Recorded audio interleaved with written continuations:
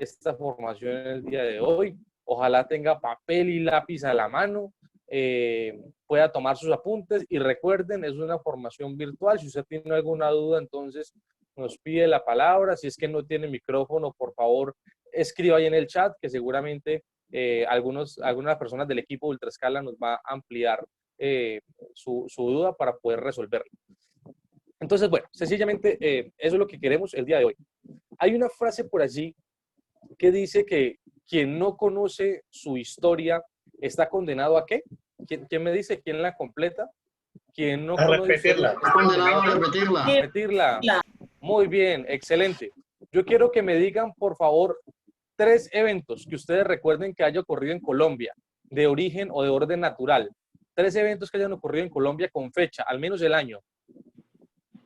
Armero, 1984. Listo. No, Armero fue en el 85, cerca. Muy bien. Avalancha Armero. Armenia en 1999. Ok, 25 de enero del 99 Armenia, y por allá dijeron Popayán. ¿Cuándo fue Popayán? ¿Terremoto de Popayán? En el 83, 84. Sí, señor. No, Semana Santa del 83. Muy bien, muy bien. Listo. Entonces, hablemos un poquitico de esos, muchachos. El primer evento del cual hay registro, no el primero ocurrido, pero sí el primero registrado, se dio por allá en 1785, donde un terremoto destruye el centro del país. 90 años después, en 1875, un terremoto destruye nuestra frontera con Venezuela, destruye Cúcuta. Lamentablemente, el tatarabuelo de Nicolás no muere ahí. En 1906, un tsunami destruye a Tumaco. ¿Quién se acuerda? Tsunami en Tumaco. ¿Alguien se acuerda? No nos acordamos de más de 100 años, pero bueno, seguramente usted lo habrá leído, está documentado. En el 79, nuevamente un tsunami destruye Tumaco. Yo creo que aquí ya hay modelo 79, yo creo que sí. Y antes. Muy bien. Semana Santa del 83, la capital del Cauca, Popayán. 85, avalancha de Armero. Recordamos ese evento por una niña que fue símbolo. ¿Cómo se llamaba la niña? Omaira Sánchez. Omaira Sánchez Orrego, así es. 94, sismo y avalancha en el río Páez. En el 95, un evento que no fue de orden natural, pero tal vez lo recuerden, el Boeing 757 de la American Airlines que se estrella en zona rural de Buga. No sé si lo tengan presente, en la montaña de los Andes. Sánchez. Ok, ¿alguien por allí creo que nos quiere decir algo? Sí, por ahí escuché que abrió el micrófono. Sí. Pero un poquito distorsionada la voz. Bueno, continuamos. Vale, ok, listo. 99, este evento que parte de la historia de Colombia en dos, el terremoto que ocurre en el eje cafetero. ¿Por qué la parte en dos? No porque hubiera sido más importante que los demás, sencillamente porque después de lo que ocurre en el 99, empiezan a haber unos cambios importantes en materia legal. Hay unos cambios normativos importantes, se empiezan a dictar disposiciones para los planes de emergencia, para las brigadas de emergencia. Entonces, empieza a haber un parámetro legal importante después del 99. Cuando revisamos este panorama, nos damos cuenta entonces que 4 grandes ciudades de Colombia fueron destruidas por sismos.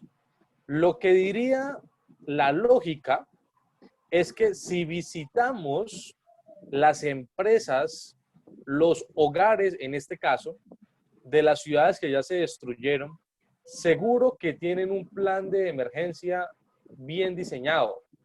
Seguro que en todas las casas hay botiquines, extintores. Seguro que ya toda la gente sabe qué hacer. Seguro que la alcaldía tiene un plan de emergencia municipal con un presupuesto asignado para posibles eventos catastróficos. ¿Qué les dice su intuición, muchachas y muchachos? ¿Será que esto pasa o no pasa? ¿Qué creen ustedes? Que no En pasa. realidad no se evidencia al 100% todos los planes de emergencia. Así es, tristemente no. Y uno No se los pregunta, conocemos. claro. Y uno se pregunta por qué. Bueno, yo de los hogares no puedo decir, pero bueno, he visitado muchas empresas y al menos aquellas que he visitado veo que aún falta mucho. Y uno se pregunta por qué.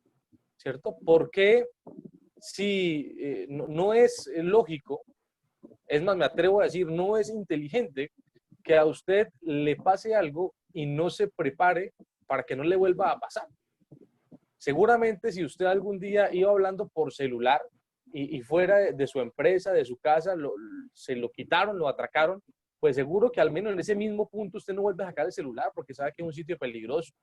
Entonces la pregunta es, ¿por qué es que pasan estos eventos y no nos hemos preparado? Y no solamente, digamos, es un llamado para las personas, empresas, hogares de las ciudades que ya se destruyeron, sino para nosotros mismos. ¿Por qué no estamos preparados? ¿Por qué? Yo quisiera preguntarle a los que están aquí presentes, ¿cuántos de ustedes tienen en su casa un botiquín grande, bien dotado? Ojalá pudieran escribirnos por ahí por el chat cuántos de ustedes y ahorita de pronto que me ayuden a totalizar a ver de los asistentes y miramos ahí un grado de porcentaje. ¿Cuántos de ustedes tienen un extintor? Un plan de emergencia pensado. Ahora, Bueno, el extintor no es de la unidad, ¿no? El de la unidad es de la unidad. Y el extintor no es del carro, porque el del carro es del carro. Hablo del extintor de su casa, de su hogar. ¿Alguien iba a decir algo? Sí, mi persona, Iván Tres Palacios, pues en mi ambiente laboral nosotros tratamos de enseñarle no solamente el plan de emergencia al personal, sino que lo lleven también hasta sus hogares. Mucha de la falencia es que ellos aprenden acá, nuestros trabajadores aprenden qué es lo que deben de hacer en una emergencia, pero al momento de ejecutarlo en su casa se quedan o se varan porque de pronto en su casa no tienen el conocimiento que manejamos nosotros en la parte de salud ocupacional. O pueden tener, algunos pueden tener su extintor o su botiquín, pero no saben cómo usarlo. Es una de las falencias. Se ha evidenciado de que muchas de las personas que están en el hogar o en la cocina donde mayor fuente de ignición hay, las señoras de la casa que hacen las labores de la casa no saben manipular un extintor. Entonces no solamente darles eso, sino también enseñarles cómo es el uso de eso. ¿Qué se debe hacer en caso de una emergencia? Ir más allá, porque a nivel laboral nosotros sí lo sabemos, pero a nivel extralaboral es un poco más complicado. Correcto, es real. Qué bueno que lo están haciendo. Muy bien. Cristian, Al final, sí, señor. a ver, se habla en estos tiempos, más que tener botiquín de primeros auxilios, se habla de tener un kit familiar de emergencias, que incluye el botiquín, incluye el extintor, incluye copia de las llaves, alimentos no perecederos, un par de mudas de ropa, entre otros elementos. ¿Sí? Correcto, sí, señor. Sí, y de hecho, voy a decirle algo. Lo que usted dice es muy importante, pero ojo, ya vamos para allá. Es como el pastor que le estaba enseñando a hablar a sus ovejas y pintó la A en el tablero y le dijo, repita, y la oveja dijo, ve, y él dijo, no se me adelante, no se me adelante. Entonces, eso, para allá vamos. Muy bien, pero está en la juega, compañero. Listo. Cristian, Entonces, estamos dándonos cuenta aquí que las emergencias son reales, están allí, cerquita. Y es importante entonces que tengamos unos elementos en nuestra casa. Que usted diga, no, este fin de semana no voy a comprar trago, no me voy a emborrachar, no voy a hacer fiesta en mi casa. Voy a comprarme el extintor. Y al otro día usted no tiene guayabo y tiene extintor, además, es la buena noticia. Entonces, se va a dar cuenta de lo importante y además lo económico que es proteger a su familia, proteger todo por lo que usted ha trabajado durante tanto tiempo. Bien, este es entonces el panorama inicial que tenemos. Y yo quiero decirle algo, al menos Cali, que es la ciudad donde yo estoy, donde yo vivo, Cali como ciudad tiene muchísimas falencias. Si hablamos, por ejemplo, para el oriente de Cali, en el oriente de Cali tenemos un monstruo que se llama Río Cauca, con un jarillón bien deteriorado por quienes han invadido y por la hormiga arriera. En Cali tenemos un monstruo, por ejemplo, que se llama empresas municipales que tienen un tonelaje de cloro tan alto que si algún día tiene una emergencia, el rango de mortalidad pudiera ser de 8 kilómetros a la redonda. Obviamente las empresas municipales son muy juiciosos y tienen unos protocolos muy altos, pero esto no deja de ser una amenaza. Si hablamos del norte de Cali, gran parte del norte fue una laguna y un terreno que no es muy estable, que digamos. Si hablamos del oeste de Cali, en el oeste de Cali tenemos varias minas, un terreno altamente erosionado. Si hablamos del sur de Cali, hablamos de la falla geológica representativa que arranca allí en la 39 y va por autopista oriental, Novena, Roosevelt, Quinta, Paso Ancho, pasa a Jamundí, luego Popayán, Pasto, Ecuador. Y digamos que la zona medianamente segura de la ciudad es el centro y las edificaciones más viejas de Cali están en el centro. Entonces, pues vale la pena, digamos, conocer nuestra ciudad, que es bonita, que es la sucursal del cielo, que es hermosa, que queremos y adoramos, pero también que tiene unas amenazas importantes y que debemos entender que debemos ser prudentes y debemos tener un plan, estar preparados si es que se llega a presentar un tipo de evento y vamos a aprender qué hacer frente a ello. Yo tengo una Muy bien. preguntita. Sí, adelante.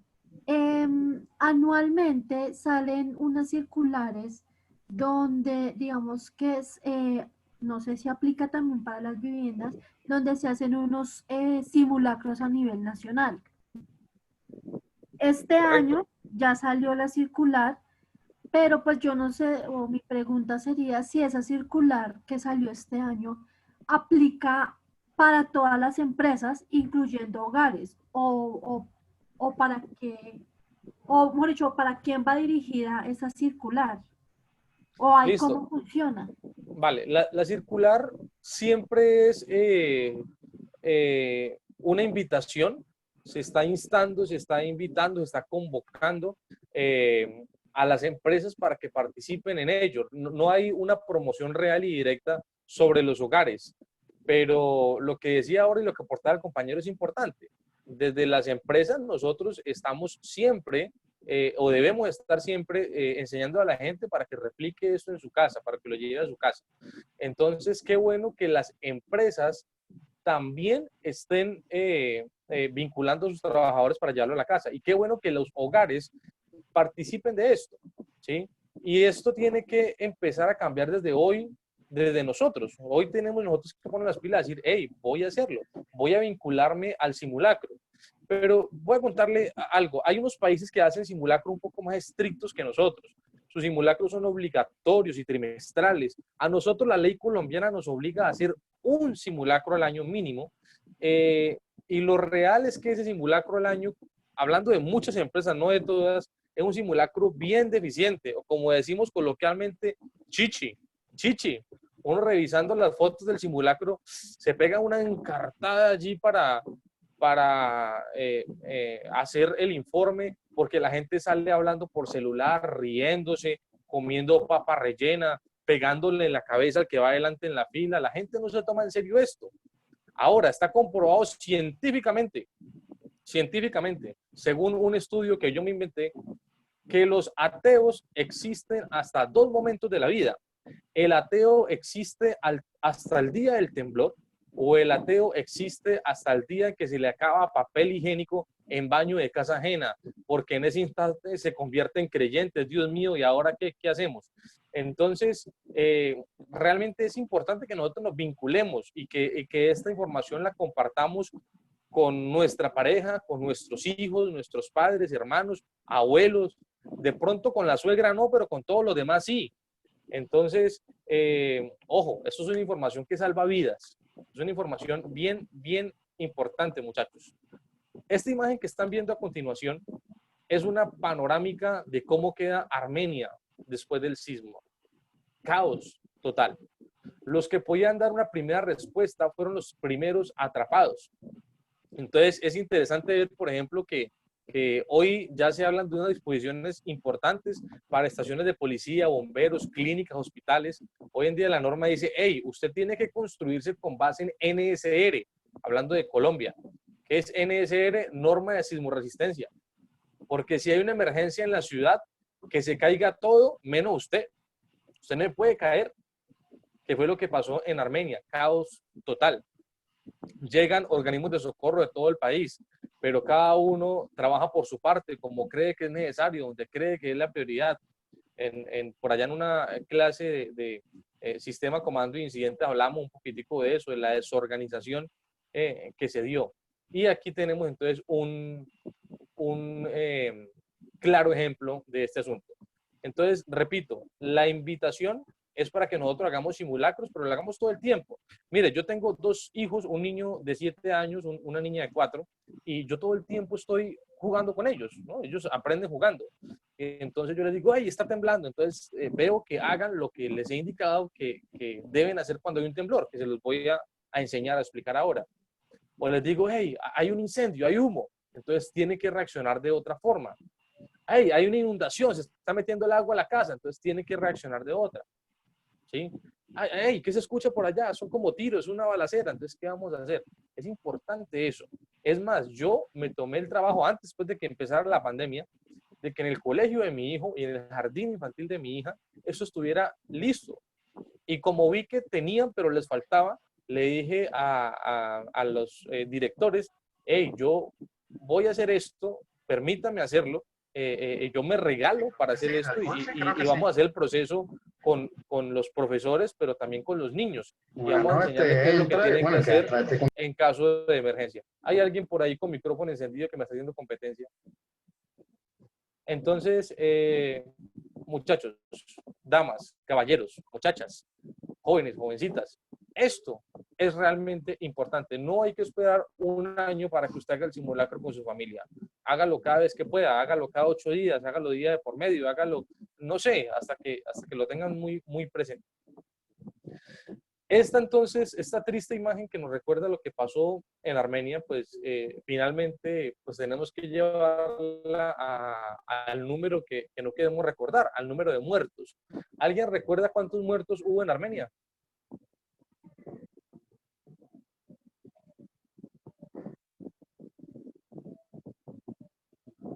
No, ninguno. Ok. En Armenia hubo 1.300 muertos y hubo más de 3.000 heridos. Ese fue el saldo trágico que nos deja esta emergencia. 1.300 muertos y más de 3.000 heridos. Vámonos a un ámbito internacional, porque vale la pena analizar unas cosas importantes. ¿Qué fue lo que pasó el 11 de septiembre del 2001? ¿Cómo se llamaban esas dos? Las Torres Gemelas. Torres Gemelas. El World Trade Center. Eso, le decíamos le decíamos las Torres Gemelas, realmente el World Trade Center, correcto. Ataque de estos, claramente. Yo tuve la oportunidad de leer el plan de emergencia de ellos unos años después, y cuando me leo ese plan de emergencia me llevo una gran sorpresa. Está en inglés. No, mentira, la sorpresa no era que estaba en inglés, sino que ellos no contemplaban atentado terrorista por aire. ¿Por qué? Porque cualquier aeronave o misil enemiga lo hubiesen derribado mucho antes siquiera de entrar a espacio aéreo norteamericano. Pero entonces los atacan con un avión comercial en una ruta comercial. Y pues allí se presentan todos estos inconvenientes que usted y yo ya conocemos. Se estrella el primer avión, luego se estrella el segundo avión. Yo no quiero centrarme en lo que se centró nuestra prensa, que digamos a mi juicio no es una prensa buena o objetiva, digamos mi opinión personal, no de la empresa que represento, sino mi opinión personal. Entonces, quiero centrarme en unos hechos y datos importantes, reales. ¿Están pasando las diapositivas? No sé si estarán pasando. Estoy ya Sí, le están pasando. Sí, están pasando. Ok, listo. Muy bien, entonces, vale. Listo. Están Vamos viendo... al tiempo. Vamos al tiempo. Vale. ¿Están viendo la columna de humo y el incendio? ¿Sí? Antes, ahí ya No. pasa la diapositiva, Cris, por favor. Ya, ok. Un momento.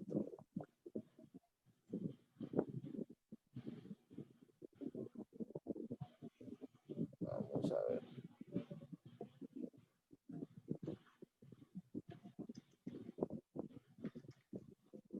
Ahora sí.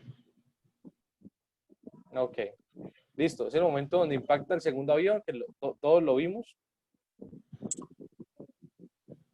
Y, ok, esta imagen, entonces aquí quiero centrarme. Entonces, como les decía, no quiero centrarme en lo que se centra la prensa. La prensa nos muestra que la gente no puede subir porque hay una columna de humo, que no pueden descender porque hay un incendio y la estructura está colapsada. Entonces nos muestran las imágenes de la gente que empieza a saltar de estos pisos altos porque no tenían opción. Muchos, por ejemplo, criticaron el por qué la gente no fue rescatada a través de helicópteros. Pues tengan presente que en los incendios estructurales jamás se contempla un rescate en helicóptero porque el helicóptero aporta una ventilación excesiva, entonces no era una opción. Pero entonces quiero centrarme en qué pasa con las personas del piso no afectado para abajo. Y resulta que esta gente pues no se muere, esta gente logra salir. E inclusive logran salir personas en condición de discapacidad. Y las personas en condición de discapacidad tienen movilidad reducida, por lo tanto se demoran mucho más en salir. Alguien recordará un periódico serio, de los poquitos que aún quedan, que saca la noticia de un señor ciego.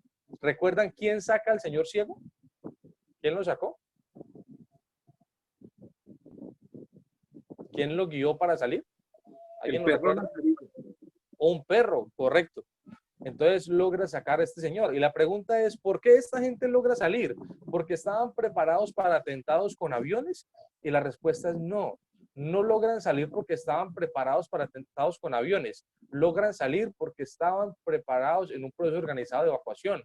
Porque en Estados Unidos los simulacros son obligatorios, se hacen cada 3 meses, la gente tiene conciencia de esto. Quien haya ido a Estados Unidos, lo veíamos en la clase de RCP en tiempos de COVID, usted se encuentra desfibriladores como de manera muy normal, como para nosotros ver extintores en Colombia. Entonces ellos tienen una cultura de prevención, de patriotismo, pues muy alta, muy alta. Aún así, y haciéndolo bien, pues entre comillas, dentro de lo que cabe, pues se muere mucha gente. Solamente bomberos, solo bomberos, se mueren 343. Mueren 343 bomberos, 343 hermanos bomberos. ¿Me recuerdan cuántos muertos hubo en Armenia, por favor? 1300. 1300, muy bien. En Estados Unidos tuvimos más del doble de muertos. En Estados Unidos nos doblaron. Allá hubo 2.749 muertos. Tengan por favor esta cifra presente, ténganla allí presente. En el 2010 estábamos asustados, pensábamos que se iba a acabar el mundo. Enero del 2010, terremoto en Haití. Febrero del 2010, terremoto en Chile. Haití y Chile, ambos países costeros, con la misma vulnerabilidad geográfica, la misma falla geológica, pero con unas diferencias marcadas. ¿Cómo son las edificaciones en Haití? ¿Alguien me puede decir? Bueno, no Son edificaciones sin ninguna norma, digamos que son algo que son edificaciones sin ninguna estructura, debido a que su desarrollo económico y social, pues digamos que permitió tener un desarrollo muy mínimo, y pues la inversión hacia la prevención es demasiado poca, ya que pues se puede tener o se puede pensar que sus necesidades son diferentes. Es ¿Ya? real. Entonces para resumirlo y para no usar, digamos, adjetivos calificativos, digamos que en Haití las edificaciones son artesanales, ¿sí? ¿Cómo son las edificaciones en Chile? ¿Alguien me puede decir? Ellos tienen una norma específica en construcción, donde los Correcto. obliga a que ellos adapten el edificio al territorio para que el edificio pueda soportar diferentes magnitudes. A partir del terremoto de Chile que se generó en Puerto Valdivia, de 9 grados en la escala de Richter. Así de sencillo. Chile se construye todo con norma de sismo resistencia. No hay edificación que no cumpla con esta norma porque es un mandato. Y usted quiere armar castillos de arena con sus hijos, si ese castillo de arena no tiene sismo resistencia, no lo dejan. Son bien estrictos al respecto. Ahora, ¿cómo es la cultura en Haití? ¿Alguien me puede decir la cultura cómo es? No, pues es una cultura de gestión de riesgo cero porque digamos que el pensamiento de ellos, el diario vivir es buscar la comida y pare de contar y digamos que invertir en gestión de riesgo para ellos es una pérdida o un gasto innecesario, se puede decir entre Así comillas. es, así es. Es una cultura eh, costera muy empobrecida. Y ojo, no se malinterprete lo que estoy diciendo acerca de la costa, no estoy hablando mal de los amigos, hermanos de la costa. Pero, por ejemplo, un pequeño ejemplo, quienes conocen Cartagena saben que hay dos Cartagenas, ¿cierto? Está la Cartagena bonita, hermosa, que nos gusta, nos encanta, la de mostrar, la maravillosa. Y está Cartagena, Grande. ¿cierto? Está la otra costa olvidada, empobrecida y demás. Entonces, pues más o menos es aquí lo que pasa, ¿no?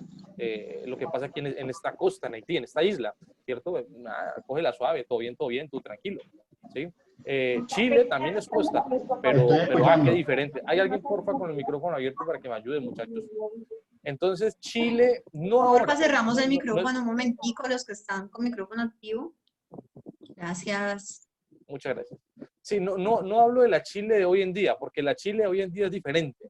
Pero la Chile de hace 10 años, cuando ocurre esto, una Chile pujante, Chile realmente diferente, Chile, la Europa de Latinoamérica, Chile, un país increíblemente con un desarrollo bien avanzado. Ustedes recordarán que hace unos años atrás todo el mundo quería irse para Chile. Probablemente usted tenga algún familiar, conocido, vecino que se fue para Chile, porque eso había trabajo para todo el mundo y Chile, la potencia, la berraquera. Hoy no, hoy es diferente, tiene unas condiciones políticas diferentes. Chile tomó decisiones complejas que la tienen en otro punto hoy, pero Chile en aquel entonces, pues una Chile increíble, muy buena.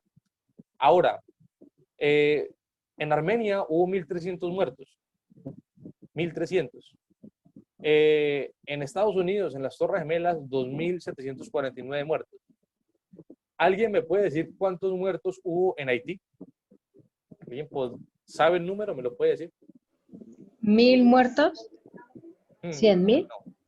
No. Hasta 100.000 dejaron contar a los amigos de las Naciones Unidas. Luego de eso los sacaron. El gobierno haitiano colapsó, mandó a hacer huecos en la tierra con retroexcavadora y tiraban los muertos en volquetas, en doble troques. Aún hay imágenes y videos en internet de esto. Les echaban cal para que no olieran feo. En Haití tuvimos representación, ayuda de todo el mundo y la ayuda parecía insuficiente.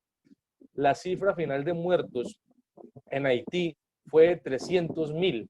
Escúcheme bien, 300.000 muertos. Esto es mucha gente. Escuché en la presentación que había alguien de Palmira, no sé si sabían, pero Palmira, con todos sus corregimientos y veredas y demás, recoge una población aproximada de 300.000. O sea que los muertos son equivalentes a matar, a asesinar a toda la población de Palmira, ve. Es mucha gente la que se muere en Haití, mucha gente. Si usted recuerda, el periodista colombiano Felipe Arias no se aguanta y se pone a llorar porque por la calle que él iba caminando habíamos apilado filas de niños muertos y estaban los padres y las madres buscando entre los cuerpos al cual de eso era el hijo. Entonces, una escena bien desgarradora. Usted puede ser muy macho, pecho peludo, barba de leñador, lomo plateado, que no aguanta una presión de esas. Todo el personal que estuvo en Haití y regresó, tuvo que estar luego en terapia psicológica y psiquiátrica. No fue una situación fácil de vivir ni de afrontar. Entonces, Chile fue un caos, 300.000 muertos en un solo momento, en un solo instante, no sé, tal vez el desastre de mayor magnitud de los últimos tiempos. Es increíble lo que pasa en Haití. Se caminaba por las calles y se veía a la gente mutilada. Parece que la gente hubiera muerto a punta de espada y no en un sismo. Uno se pregunta de quién será esa cabeza, ese brazo, esa pierna. Algo increíble. Ahora, un mes después, hay un terremoto en Chile y tiene algunos agravantes importantes. El terremoto de Chile, más potente, dura más tiempo, es a menor profundidad. Después del terremoto los golpea un tsunami. Entonces, ¿qué pasa si un terremoto es más potente, dura más tiempo, es a menor profundidad y luego tiene un tsunami? ¿Qué creen ustedes que es lo evidente, lo lógico, que uno esperaría? ¿Qué me dicen?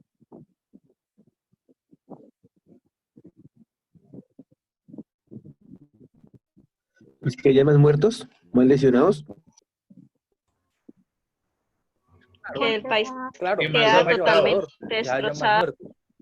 Más pérdidas, Así tanto de es. estructuras como personal. Correcto, La economía correcto, del todo lo que país dice se es real. ve supremamente afectada porque pues un terremoto y luego un tsunami. Claro, así es. Sin embargo, Chile lo manejó muy bien. Cifra final de muertos en Chile, muchachos, 452. Entonces no hay que ser un experto en matemática, en estadística, en contabilidad, en lo que usted quiera, para darse cuenta que 452 a 300.000 hay una diferencia abismal. Así que a este punto de este seminario quiero preguntarle a los asistentes, ¿quién sobrevive a las emergencias? ¿Acaso sobrevive el más de buenas? ¿El que tiene mejor El suerte? mejor entrenado. Así El es. que esté mejor preparado. El que realmente esté preparado. Correcto. A la emergencia, al desastre, sobrevive el que se prepara mejor. He aquí la importancia, muchachos, de capacitarnos, de entrenarnos, de que esa sea nuestra constante. Mire cómo quedan las edificaciones en Chile.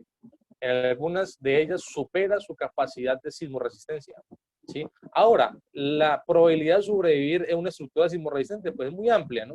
La gente sabe por dónde se va a partir, por dónde se va a abrir, por esa costura. Así que se puede ir a los puntos estratégicos, a los puntos seguros, triángulos de vida o espacios vitales aislados. Y pues hay mucho chance de sobrevivir allí. Sin embargo, mire cómo es tan potente este sismo que supera esta capacidad de sismoresistencia. Es una cosa devastadora, es una cosa jamás vista, es una cosa jamás pensada, muchachos. Lo que ocurre en Chile es sencillamente increíble. Muy bien, hasta ahí quiero saber, ¿hay alguna pregunta?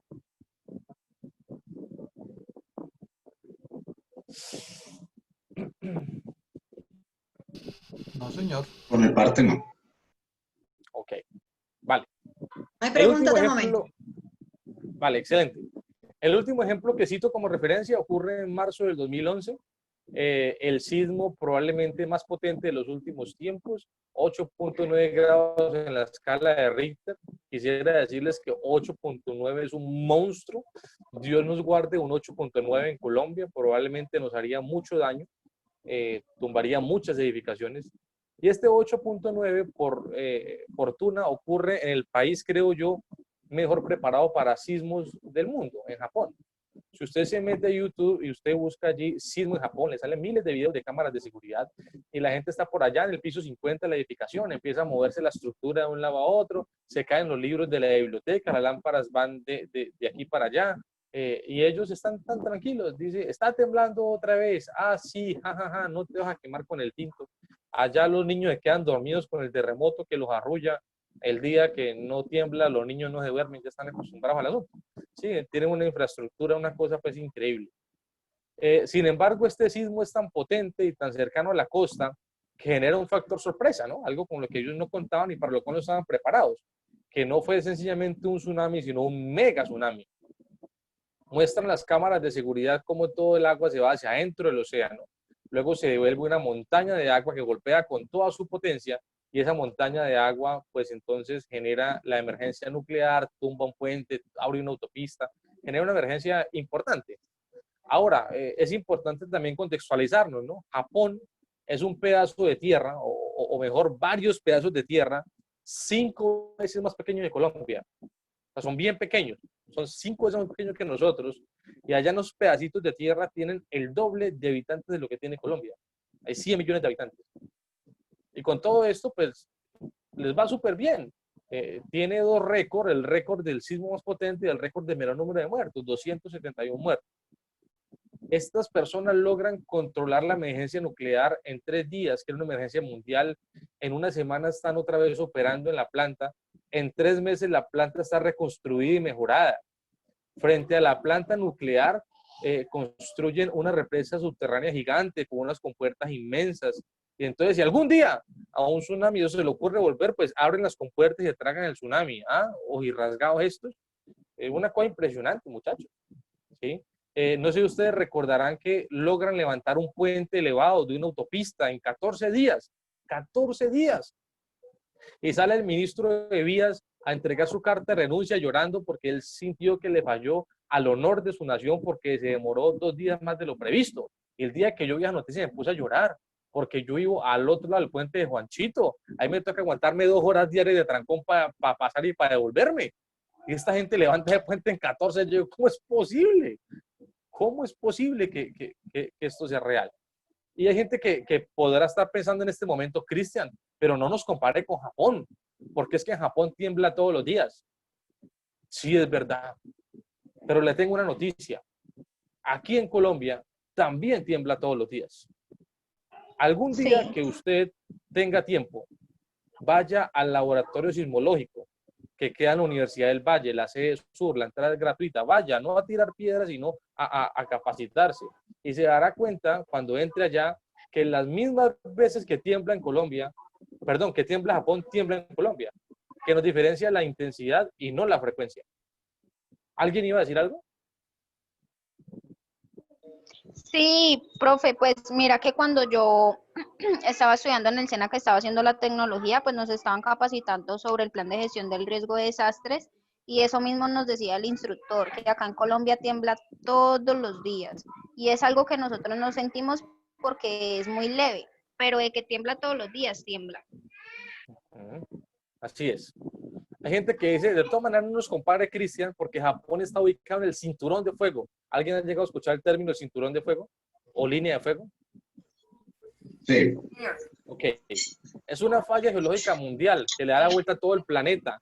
Y los países ubicados sobre fallas, pues tienen tendencia a sufrir mucho, a ser destruidos. Y Japón está ahí, qué pecado. Le tengo una noticia. Nosotros Colombia también. también. Sí, sí, nosotros también.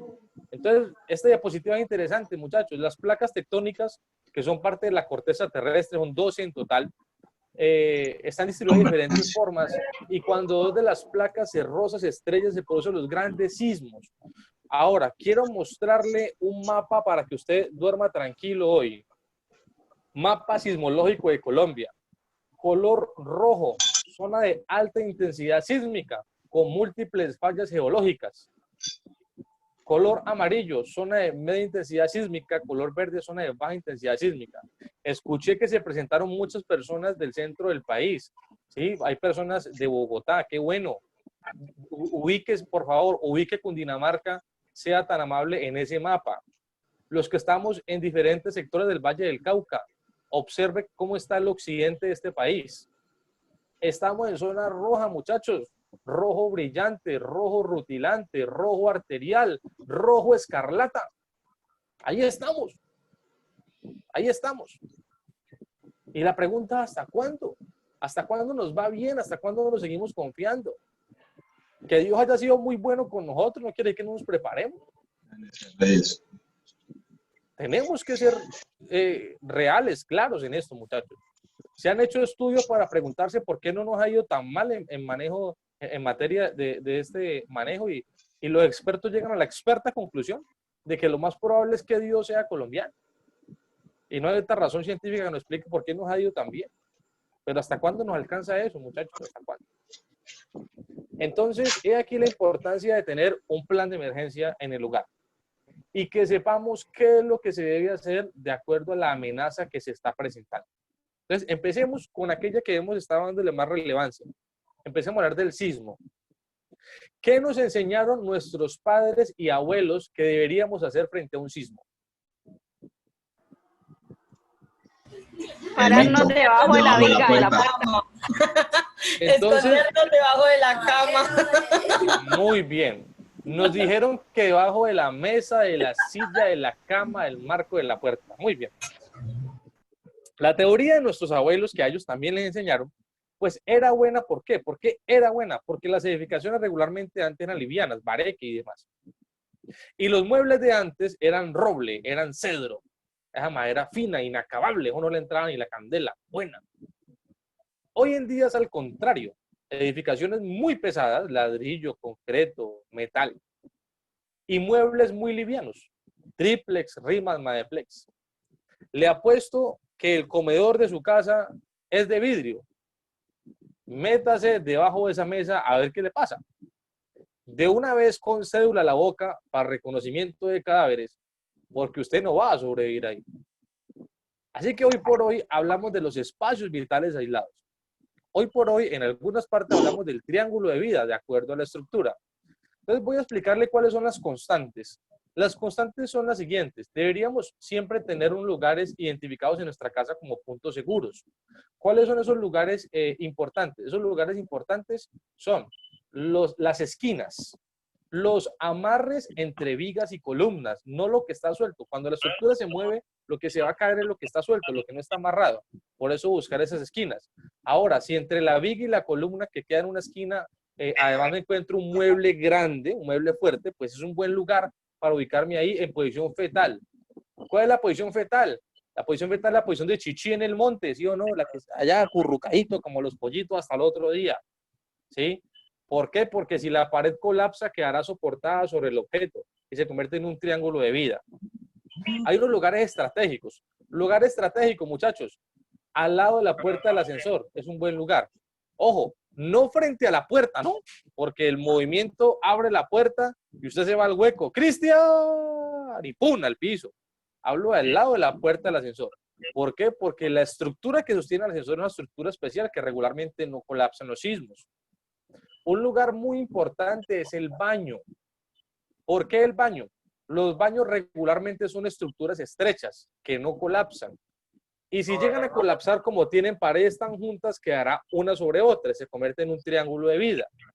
La segunda razón y la más importante por la cual ir al baño es porque el baño tiene agua. Si yo me quedo atrapado sin agua, sobrevivo 3 días, pero si me quedo atrapado con agua, sobrevivo 3 semanas. Aunque no tenga comida, con agüita sobrevivo 3 semanas, porque eso es lo que alcanzo a tener de reserva de glucosa de los músculos distales. O sea, hasta allá me alcanza el asunto. Obviamente, cuando hablo del baño, hablo de este baño estrecho, ¿no? Ese baño convencional estrecho, que alguna vez a un señor, un médico, si tengo tiempo, ahora le cuento la historia completa, un médico está muy tocado por la charla que yo doy, me invita a su casa a almorzar con su familia, y les doy la charla a la familia y luego hacemos un recorrido por su casa. Él vivía vive en una mansión en el sur de Cali, una casa muy grande, y cuando llegamos al baño, pues es un baño que tiene como de 8 metros de ancho por 12 de largo, y en una esquina sauna, turco, jacuzzi, spa, gimnasio, cierto, tina, todo el asunto. Entonces, cuando yo miro el baño, yo le digo, no, doctor, lo que yo le dije del baño en la charla, olvídelo, ¿sí? Lo que pasa es que mi baño es un poquito diferente, entonces no aplica. Entonces, acuérdate que el baño tiene que ser de estructura estrecha, ese baño reducido.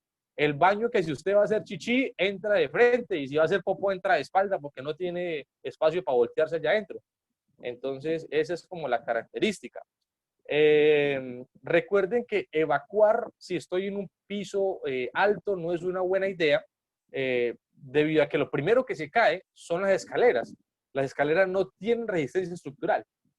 Sin embargo, si usted está en un primer piso, está cerca a la salida y frente a su puerta hay un espacio vacío, hay un lote, hay un parque, pues es una buena idea salir. Si no, no. Ahora, si no, yo vivo en un primer piso, pero es que la vecina del segundo piso tiene materas o macetas, no sé, hay gente de otros países aquí donde depositan las plantas, pues donde siembran las plantas. Materas, macetas, no sé cómo se le digan en otras partes. Entonces no es una buena idea porque te puede caer en la cabeza. Es que usted mira para arriba y tiene cuerdas de electricidad de tensión primaria, 13.200 voltios. Al frente hay una autopista, vehículos que van y vienen a alta velocidad, o sea que usted tiene más posibilidad de morirse afuera que adentro. Por lo tanto, pues todo esto debe ser analizado. Aquí vamos a darle, digamos, unas reglas generales, pero usted tiene que analizarlo específicamente. Claramente nosotros, muchachos, digamos, para quienes deseen esto a nivel ya empresarial, pues en Ultraescala podemos darle también asesoría en esta parte. Entonces, quiero que entiendan estos puntos seguros que fueron analizados después de varios estudios de revisar desastres que ocurren en diferentes partes del mundo. Entonces, la teoría que aprendimos de nuestros abuelos y padres, pues ya no va, ya no aplica, ¿sí? Entonces, usted tiene que enseñarle esto a sus hijos, a su pareja. Si su suegra le pregunta, usted le dice a su suegra, sí, suegra, debajo de la mesa. Sí, usted aprovecha la prima de diciembre y le regala una mesa de vidrio, ¿cierto? Que parezca un accidente, pero mire, hasta para eso hay que estar capacitado, muchachos. Entonces, ojo, porque eso es lo que hay que hacer frente a un sismo. Frente a un incendio, cambian las circunstancias.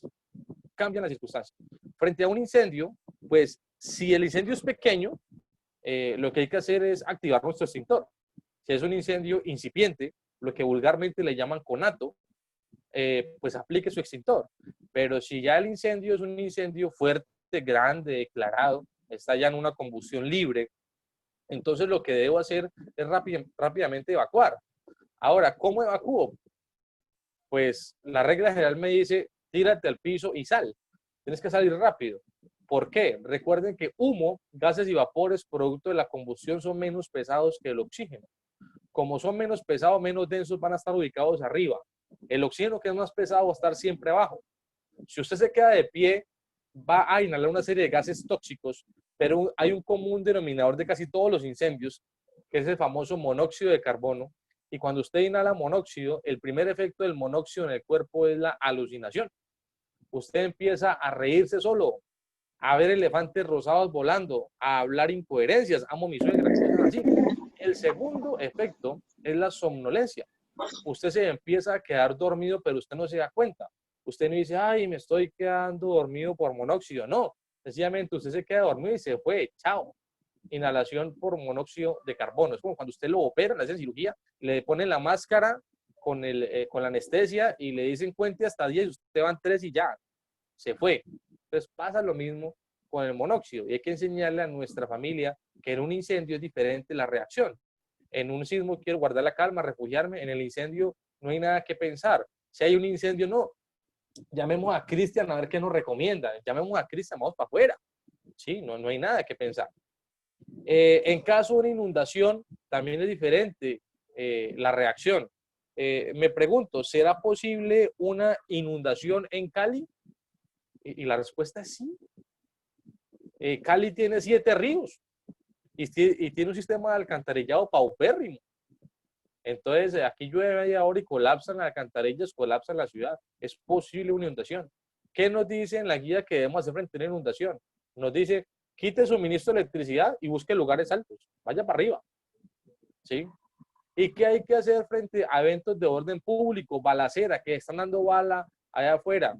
Lo que hay que hacer es la única emergencia, de hecho, donde no quiero salir, quiero quedarme adentro. Cierro puertas, cierro ventanas, me alejo de puertas, me alejo de ventanas, me tiro al piso, me alejo de cristales y me refugio, sencillamente. Pero es que nuestra idiosincrasia colombiana nos dicta lo opuesto. Hay una balacera y, ay, ¿qué estará pasando? Y ¡pum!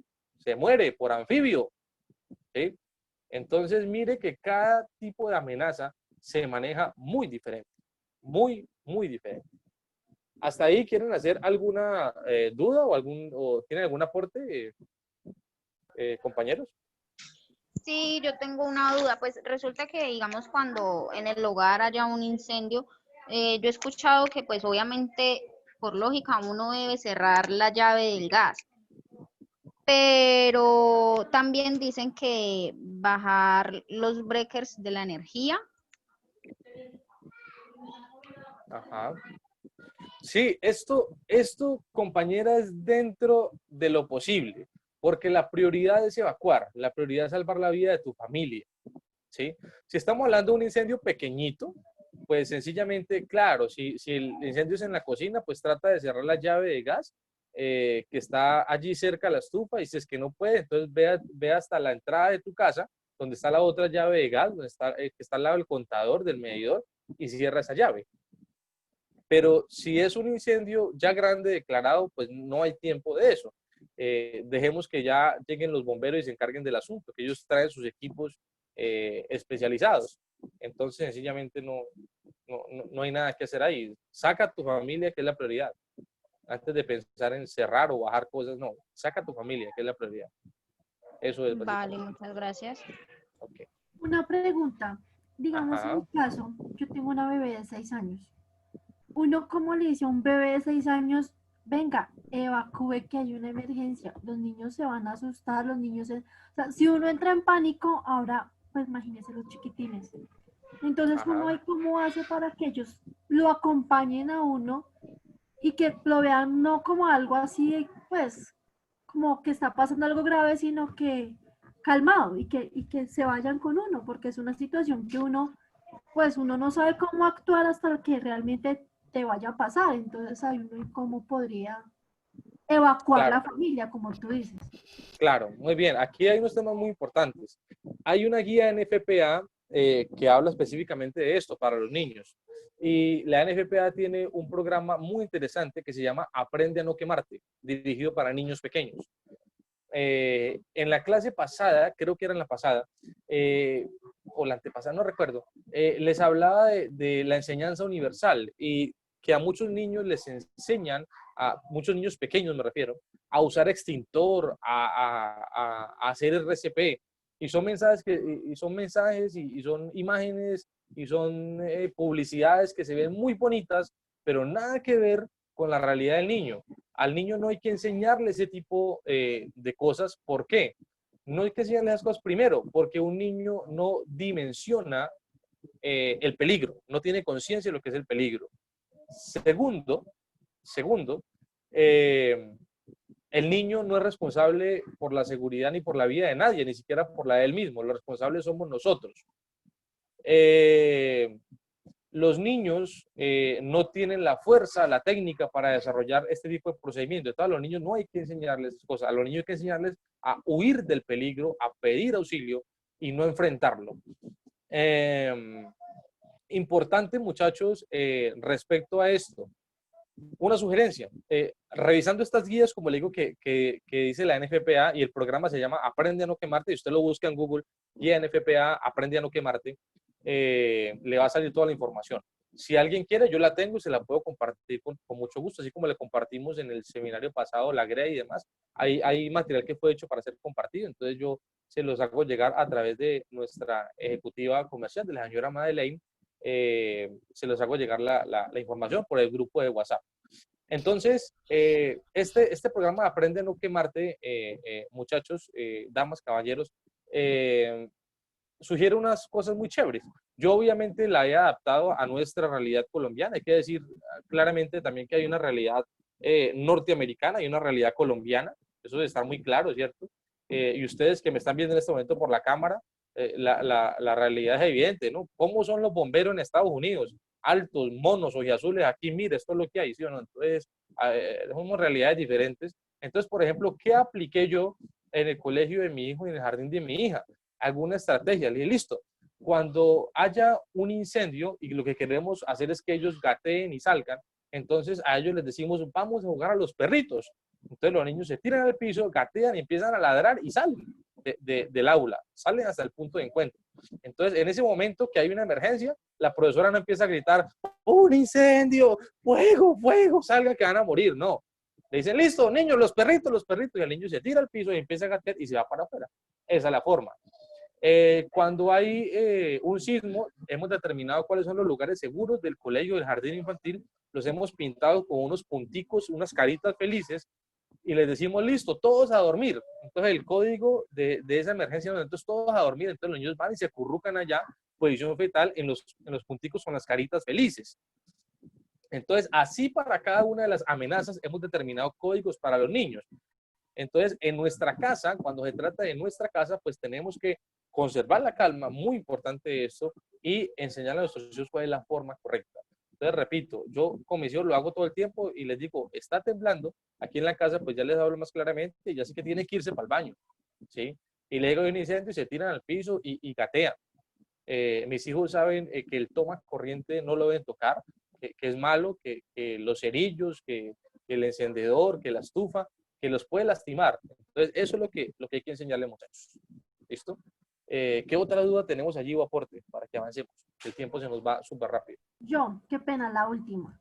Y cuando se Tranquila. tienen personas con discapacidad, Importantísimo. Hay unos programas también especiales para el tema de discapacidad. A nivel empresarial hay una metodología que llamamos la metodología padrino, y es siempre poner una persona que tiene la capacidad para darle apoyo y soporte a las personas que tienen discapacidad para poderlos sacar, ¿sí? Para poderlos evacuar.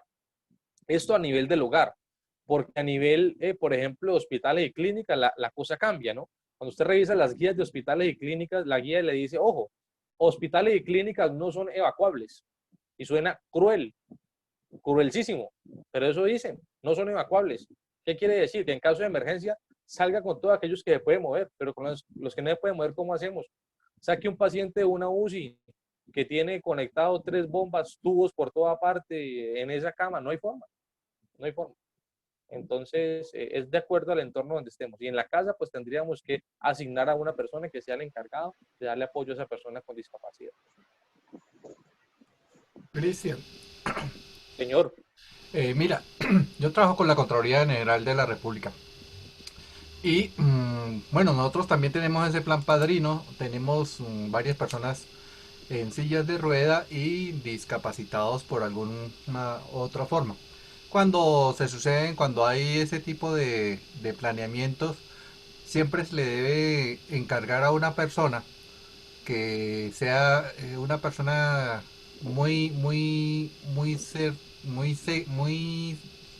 que no sea nerviosa y que pueda colaborarnos en ese sentido de evacuar a las personas. Y también cuando, por ejemplo, hemos tenido problemas de los temblores, hay personas que se vuelven nerviosas 100% y toca tenerle otro padrino para que la puedan calmar y la puedan sacar. Ese es otro aspecto importante, que la persona se vuelve muy nerviosa en ese tipo de situaciones. Sí, señor, es real, y gracias por el aporte.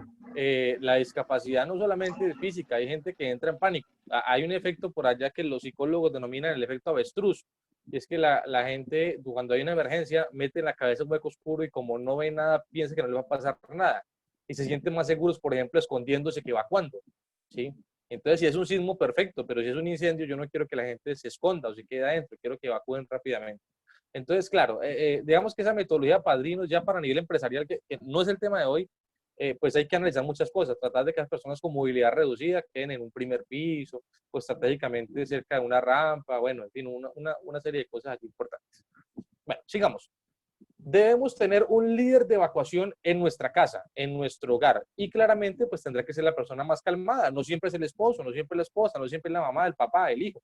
Pues la persona más equilibrada, la persona más calmada. Aquí no podemos poner al más emocional, al más visceral, al más trágico, el fin del mundo, nos vamos a morir, ¿no? Porque entonces recuerden que esto hace una reacción en cadena y nos va a contagiar el pánico a todos. ¿Listo? Debemos tener entonces un líder de evacuación. Y acuerden que el líder de evacuación, ¿qué hace? La función de un líder de evacuación es llevar a las personas desde un sitio peligroso a un lugar seguro, o por lo menos a un lugar menos peligroso. ¿Sí? Esto es lo que tenemos que hacer como líderes de evacuación. Muy bien, bueno, ya esto lo hemos venido hablando. Importante ubicarnos en los 3 tiempos. En el antes, el durante y el después. En el antes, ¿qué es importante? Que hagamos un plan de emergencia para nuestra casa, muchachos. Que detectemos cuáles son las amenazas, ¿sí? ¿Cuáles son esas amenazas que tenemos en nuestro hogar? ¿Cuál es la vulnerabilidad que tenemos? ¿Cuáles son esos puntos? Es que vivimos cerca de este barrio, cerca de este río, es que hay un parque, es que hay un árbol, es que hay esto y lo otro. Identifiquemos las amenazas, ¿sí? Eso es muy importante. Si usted algún día quiere identificar las amenazas de su casa, usted si quiere hace un arroz con pollo bien bueno y me invita y yo voy y le ayudo con eso, ¿listo? Pero si hace comida, si no hace comida no me invita. Bueno, en el antes lo que usted tiene que hacer, muchachos, es capacitarse, capacitar a su familia. Use el extintor por allá, una práctica, se los lleva un día y hacen una práctica bien chévere, que aprendan a operar el extintor. En el antes debemos tener un kit armado previamente, que ahorita les voy a decir de qué consta ese kit, de qué se trata ese kit, ¿sí? En el antes todo esto es importante. Miren, un detector de humo, hoy en día los detectores de humo vienen portátiles, ya eso no es como antes, que venía configurado con un sistema. Hoy en día el detector de humo funciona con una batería, una pila, y es portátil. Usted coge un taladro y lo pega con un chazo y viene muy efectivo. y no vale más de 50.000 pesos un detector de humo. Es decir, que para el beneficio que brinda muy importante. Usted de pronto en la noche el humo no lo despierte, el fuego no lo despierte, pero sí lo puede despertar esa bulla, ese ruido que hace el detector cuando capta el humo. Entonces, son elementos importantes para usted y para la seguridad de su familia. En el durante suena una frase de cajón, pero es importantísimo, conserve la calma. Es fundamental. Usted no puede llegar con una cara de estreñimiento a decirle a su familia, tranquilos, tranquilos, porque eso no, ¿cierto? No va a servir. Entonces, si hay un incendio en la noche en su casa, ¿usted qué tiene que hacer?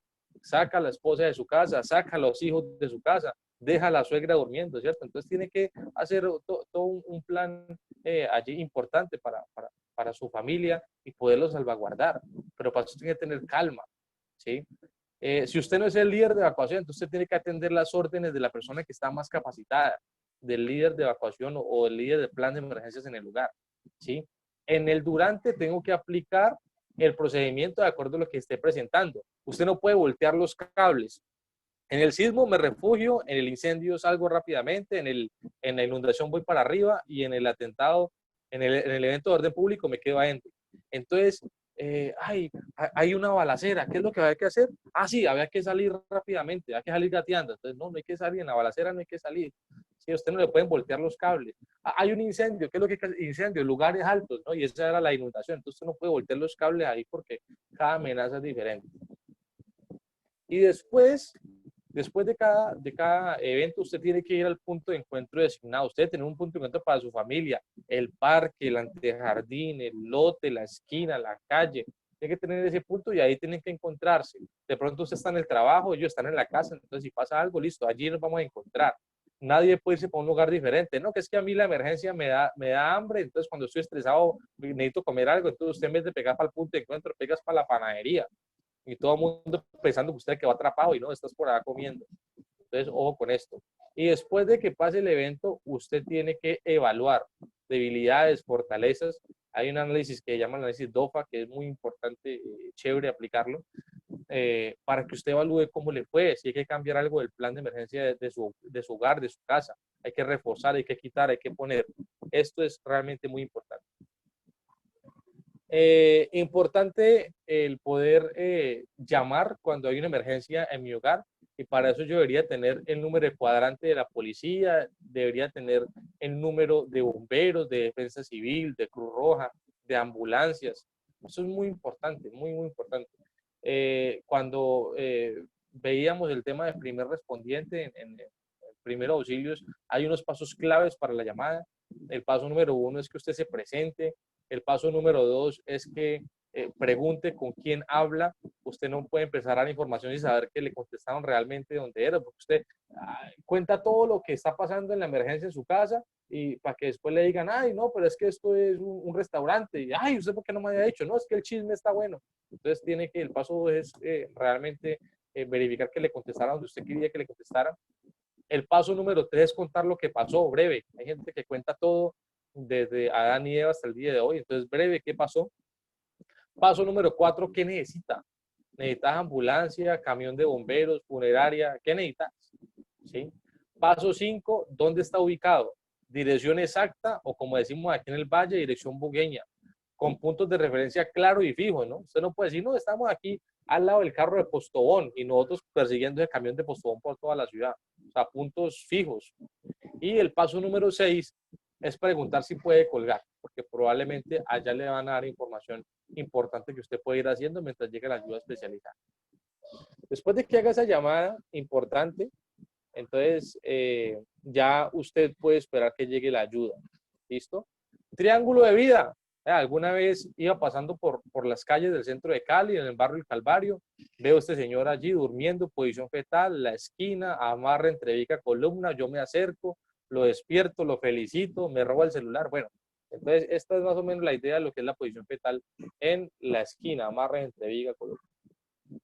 ¿Listo? Los lugares donde sí debería ubicarme, al lado de muebles grandes. Perdón, Cristian. Sí, señor. En esa posición fetal, ¿no es recomendable que la persona más bien quede la espalda protegida contra la pared o hacia afuera? Sí, señor, sí, señor. Realmente no hay un argumento claro al respecto, se dice que debo estar lo más encogido posible, pero cuando coloco la espalda contra la pared, se logra identificar que hay un mejor aprovechamiento del espacio. Es real. Muy bien. Y entonces esta primera fase que me gusta mucho cerrarla con una frase que dice que es mejor estar preparado para algo de tal vez no suceda a que suceda algo para lo cual no estamos preparados. Esto es fundamental. Debemos saber, muchachos, también primeros auxilios en el hogar. Recuerden que el primer auxilio es todo lo que yo haga de manera inmediata, adecuada y provisional. Sí, de que yo reciba ayuda especializada. Entonces, debo saber de primeros auxilios. ¿Qué pasa si se corta la mamá en la casa? ¿Qué pasa si el niño se golpea? ¿Qué es lo que debo hacer frente a este tipo de casos? ¿Cuál es la recomendación entonces de la famosa mochila? La mochila, ¿qué elementos debería tener? Algunos, otros puede usted complementarlo. Estos algunos. Entonces, deberíamos tener linterna con pilas y pilas de repuesto para la linterna. Deberíamos tener un radio portátil con pilas y pilas de repuesto. Cristian, Deberíamos tener un silbato. Cuando usted habla con personas que han quedado atrapadas, señora. Sí, estimado, Hola. se te está yendo la voz, te estamos escuchando entrecortada la voz. Por favor, ¿Sí? acércate mejor al dispositivo. Sí, gracias. ¿Todos me escuchan así entrecortados o solamente una persona? Sí, señor. Yo también lo escucho entrecortado. La Ahora sí te mayoría. escucha bien, ahora sí te escucha Yo sí bien. escucho bien. ¿Listo? Mejor. Ok. Yo lo escucho muy bien. Listo, ¿no? Debe ser ya el hambre a esta hora. Bueno, entonces, muchachos, linterna con pilas y pilas de repuesto. Radio portátil, radio transmisor, pues, con pilas y pilas de repuesto. Silbato, cuando usted se queda atrapado y empieza a gritar todo el tiempo, pues rápidamente se le va a ir la voz. Entonces, tener un silbato es una muy buena herramienta de comunicación para que lo puedan hallar. Un cuchillo o multiusos, ¿sí? Los documentos o copias de sus documentos, al menos un juguete si tiene niños pequeños, es importante, si va a quedar atrapado, un juguete para mantenerlo calmado, pañales, importante si tiene bebés, tener abrigo es fundamental, tener unos elementos básicos de higiene, tener agua potable, tener alimentos no perecederos, todos los enlatados, y tener un botiquín, que era lo que ahora nos mencionaba el compañero. Adicionalmente, usted puede tener medicamentos, los medicamentos que usted toma normalmente. Que es que yo sufro de la presión y tomo los sartán. Entonces, está bien, perfecto. Los medicamentos que usted tome, que usted consuma, puede tenerlos allí.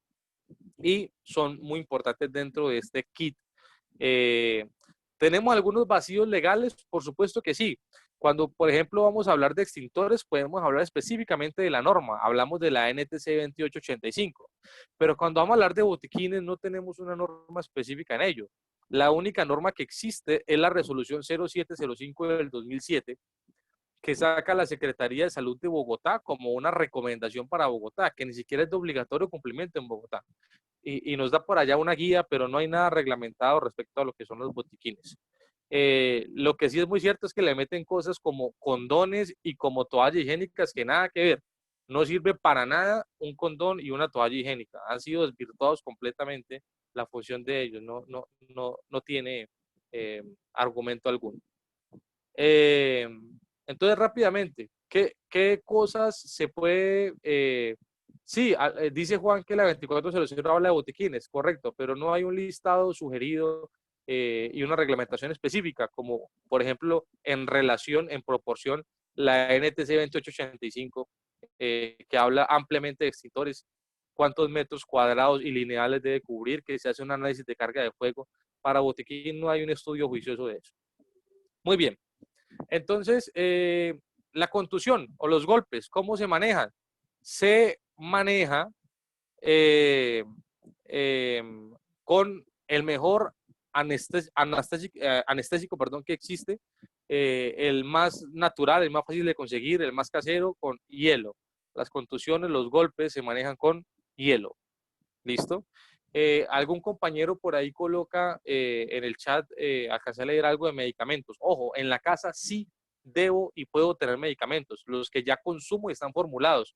No que me automedique, pero si yo ya tengo medicamentos formulados, debo tener medicamentos en el botiquín de mi hogar.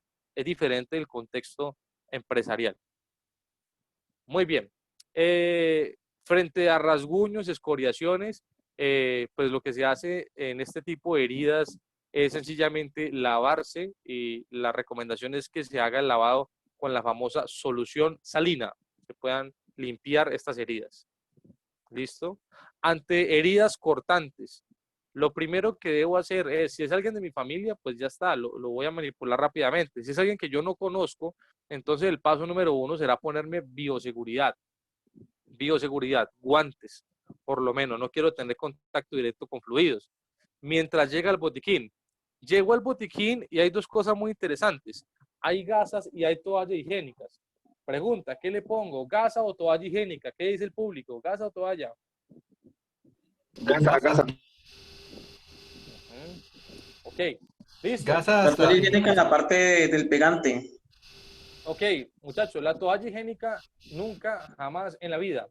La filosofía de la toalla higiénica para la cual fue creada es para absorber. En una hemorragia yo no quiero absorber, yo quiero detener.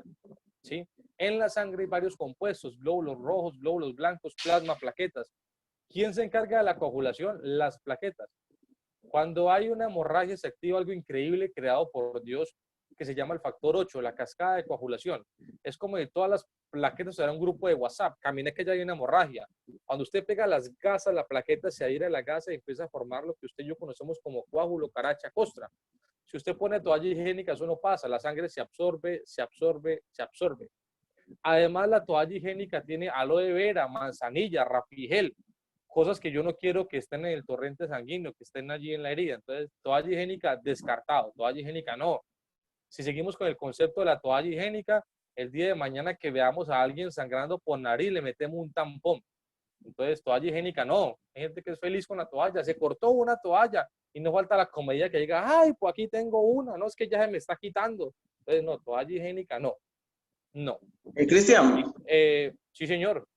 De pronto yo he escuchado en algunas prácticas que la toalla higiénica, pero en su parte del pegante, ¿sí? Que esta ayuda también de una vez a hacer lo que es sujeción en la herida. Como trae el pegante, va a generar cascada de coagulación y pues va a estar adherida a la piel. Bueno, lo que es muy importante es algo. Siempre que yo les dé una ponencia, al menos mientras estén conmigo, voy a referirme a una fuente bibliográfica establecida. Y lo último que tenemos en trauma se llama 9ª edición de la guía PHTLS. La guía PHTLS 9ª edición, yo soy instructor NAEN para el programa de PHTLS, no habla nada de la toalla higiénica. La toalla no hace parte del kit ni de botiquín ni de trauma. ¿Listo? Entonces a veces nosotros le metemos mucho la colombianalidad, sí, nuestro instinto criollo al asunto, pero lo que yo he aprendido es que donde calla la guía, yo callo también, porque la guía fue diseñada por expertos y fue diseñada con base en evidencia científica. ¿Listo? Ahora, yo estoy en el monte, por allá, en una finca, en un campamento, no tengo nada más, sino que en el botiquín, perdón, en el bolso de una dama había una toalla, pues claro, la uso, soy recursivo. Pero si hablamos del botiquín que debo tener en mi hogar, pues no, realmente no deberíamos plantearlo porque la guía no lo menciona. Entonces, listo, coloco la primera gasa, nunca se quita la primera. Adhiero otras, se recomienda máximo 5. Si la quinta gasa no para el sangrado, quiere decir que la técnica de hemostasia que estoy aplicando no sirve. Entonces, ¿qué debe seguir? Después de la quinta gasa, debe seguir un vendaje compresivo. Cojo una venda y se la coloco apretadita, sosteniendo la presión. Vuelta y estiro, vuelta y estiro, vuelta y estiro, vendaje compresivo. Cualquier paciente hemodinámicamente estable le debe parar el sangrado con un vendaje compresivo. ¿Sí? Y si nos encontramos con este familiar que está anticoagulado, que toma antiagregantes, que desayuna con aspirina y almuerza con warfarina, entonces probablemente ese vendaje compresivo no le sirva y toca llegar al último nivel de control de la hemorragia, que es el torniquete.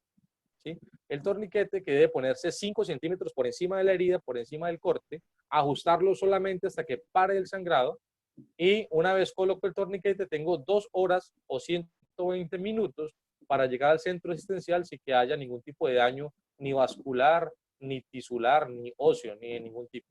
Entonces, básicamente, muchachos, esto es lo de primeros auxilios frente a golpes, frente a laceraciones, frente a lo que son las heridas cortantes, que digamos son unas cosas más comunes. De pronto, quemaduras que pueden llegar a darse. Las quemaduras, el tratamiento primitivo, natural, inmediato que debo seguir es agua, aplicar mucha agua, abundante agua, durante por lo menos 10, 15 minutos, agua que fluya en el lavamanos, en el lavaplatos, agua, y después evaluar esta herida, ¿sí?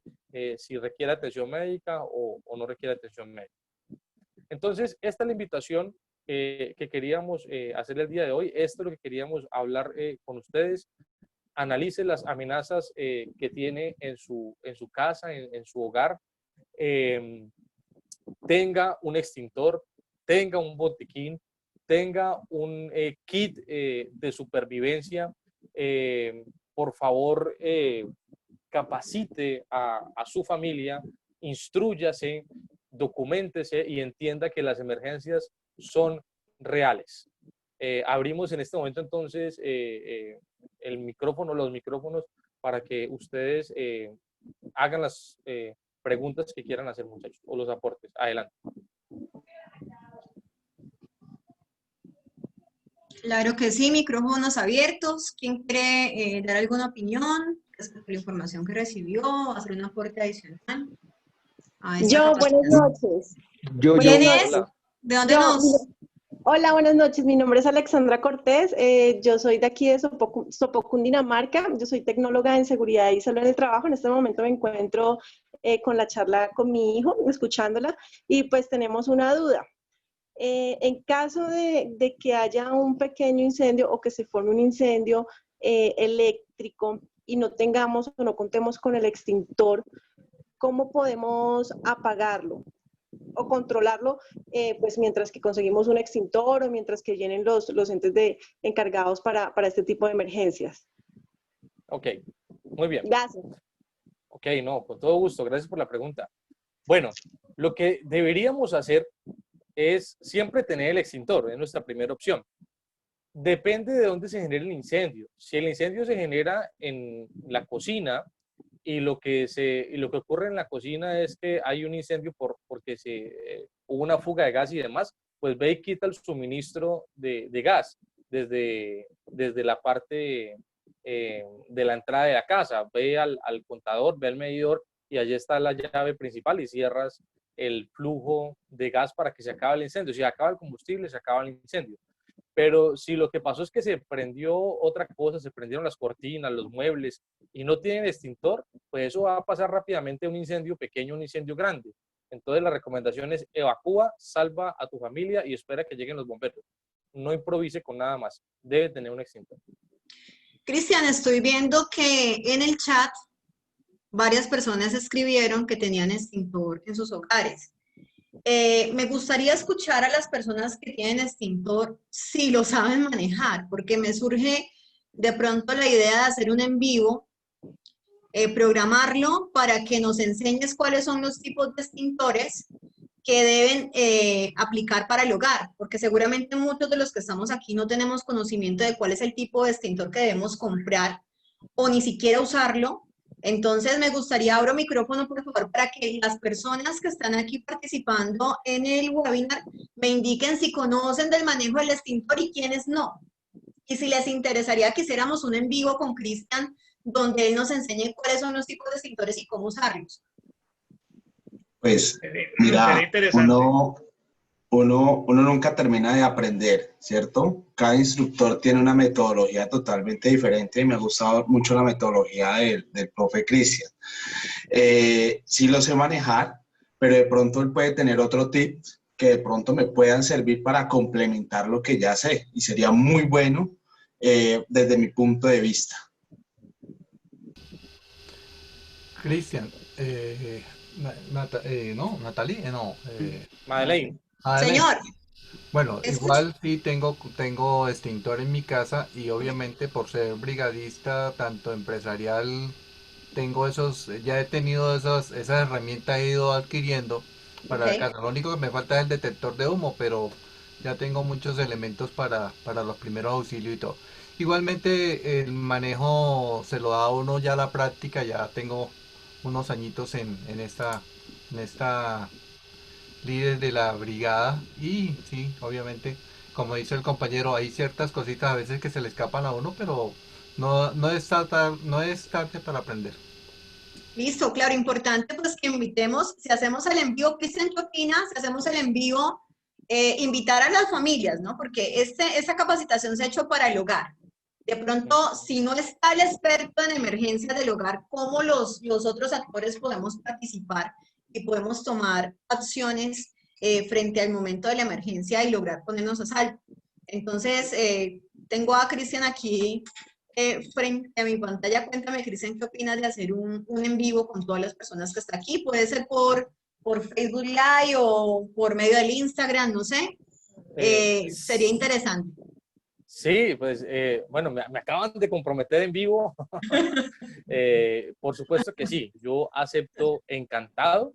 Y yo creo que este tema de extintores nos da inclusive para un webinar entero, porque hay muchas dudas, muchas personas compran el extintor equivocado.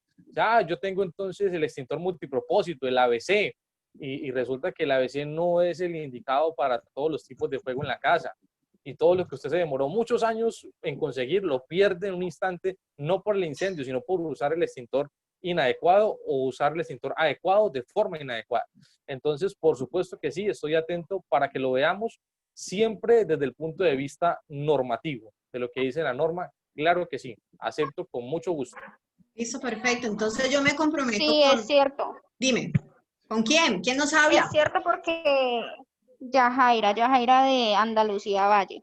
Yajaira, cuéntanos. Es muy interesante el tema de los extintores porque como sabemos, pues hay varios tipos. Puede ser ABC, extintor de agua, el CO2, el BC. Entonces son extintores que sirven para diferente tipo de fuegos. Como sabemos, hay fuego tipo 1, tipo 2, tipo 3. Entonces, muy bueno el uso de eso y casi siempre en todo lado vemos el extintor tipo ABC que es el multipropósito, pero entonces casi siempre lo adquieren porque es el más económico. Entonces, las empresas siempre se van a fijar pues en su bolsillo, pero no tenemos en cuenta que el químico de este extintor pues puede dañar muchos equipos o maquinaria, en el caso de nuestros hogares, electrodomésticos, que no están comprometidos con el fuego y los puede llegar a arruinar. Listo, perfecto. Entonces, me comprometo a organizar el envío para que Cristian en tiempo real nos muestre cómo sería el manejo del extintor y cuál sería el correcto para tener en nuestros hogares. Para las personas que no estuvieron en la capacitación pasada, que fue RCP, Cristian hizo un ejercicio muy interesante que fue hacer la llamada de emergencia. Las personas que no hayan asistido a esta capacitación y quieran escuchar esa ponencia que hizo Cristian, pues me escriben por el chat para yo hacerles llegar el video, para que vayan siguiendo la secuencia de las capacitaciones que hemos ido adelantando estos días con Cristian. Otra cosa es ya en el chat, por favor diríjanse en el chat los que no hacen parte del grupo de WhatsApp, los invito para que nos acompañen. Ahí yo constantemente estoy publicando información de los webinars que vamos a tener gratuitos, ahora los que ya vamos a tener agendados para el mes de octubre. Ya creo que ya está lista la agenda, esta semana se los voy compartiendo. Y pues bueno, como siempre al final de los webinars les pido el favor que me ayuden con la encuesta de satisfacción. Para nosotros es muy importante conocer cuál es la apreciación que ustedes tienen respecto a la información que reciben en cada uno de los webinars. Para mejorar, porque también hacemos parte de la mejora continua de nuestra organización. Entonces, les agradezco, por favor, me ayuden. En ese momentico ya está en pantalla la encuesta para que van calificando. Muchísimas gracias. Qué pena, yo tengo una última pregunta. Claro que sí. Digamos que, bueno, estaba mencionando que si claramente un niño no puede tener como, como la autoridad, por decirlo así, el conocimiento de repente guiar una evacuación. digamos en el dado caso, y ahora se da mucho, ahorita digamos que ya retornamos los papitos a trabajar, digamos, Bueno, desafortunadamente tenía como 4 preguntas, pero en el camino los compañeros que están... aló, qué pena, muchos Hola. aló. Buenas noches, saludos. Hay un micrófono activo, es que no logro ver aquí ahora mismo. Hay una compañerita que está hablando, le damos la palabra y luego hacemos la intervención. Ya voy a mirar aquí quién. Qué pena el ruido de fondo. ¿Ya ok? ¿Ya? Sí, puedes continuar. Qué pena. Ok. Digamos ahora que, digamos que los papás nuevamente nos toca regresar al trabajo y muchos niños se quedan con sus abuelos. Ahí cómo podríamos como entrenar ya sea al niño o al abuelo. Ahí qué se podría hacer. Ustedes preguntan cosas bien interesantes. Esa es la En idea. el webinar damos algunos temas que nos van abriendo interés para otros temas más. Y así como hay una guía NFPA para los niños pequeños que se llama Aprende a no quemarte, también hay otra guía para el adulto mayor. Los niños aprenden diferente y los adultos mayores también aprenden diferente y hay que cuidarlos de forma diferente. Así que pues eso nos da casi para otro tema diferente. A los abuelos hay que enseñarle de otra forma y hay que hacer otro proceso allí aparte y especial con ellos.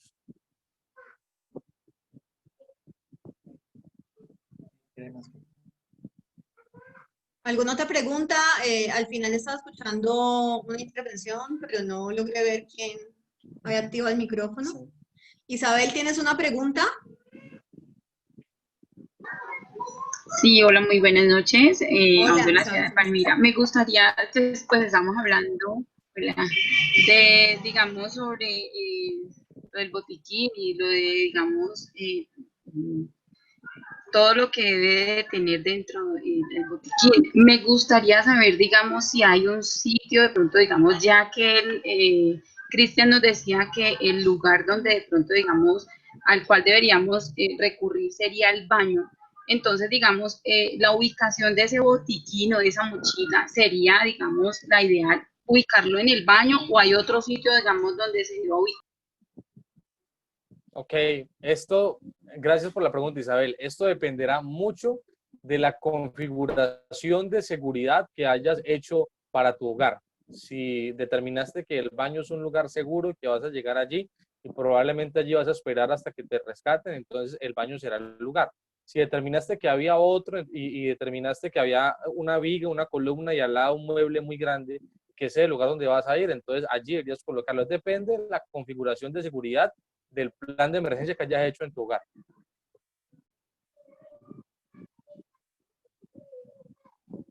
¿Alguien más? Ok, muchas gracias. Vale. ¿Alguien más? ¿Alguna duda o comentario? Sencillamente es importante escucharles. Pues sabemos que están calificando, pero si les pareció interesante el contenido, si lo entendieron, muy fácil, muy difícil, siempre es bueno escucharles. Juan Carlos. Sí, Juan Carlos. Alguna vez en alguna capacitación que nos dio también un compañero de alguna institución, nos dijo que fuera de enseñarle también a los chicos el de huir al peligro, también se les puede ir enseñando como tú les estás enseñando a tus hijos con juegos, ¿no? O sea, mnemotécnicamente haciéndole papelitos, haciéndole cosas para que ellos vayan aprendiendo también el qué hacer para en caso de una emergencia. O sea, uno también tiene que jugárselas con ellos, con letreros, con cositas así como muy prácticas para que ellos vayan aprendiendo la forma de evitar el peligro y salvar sus vidas o salvar la vida de sus padres. Ok. Vale, gracias por el aporte, Juan Carlos.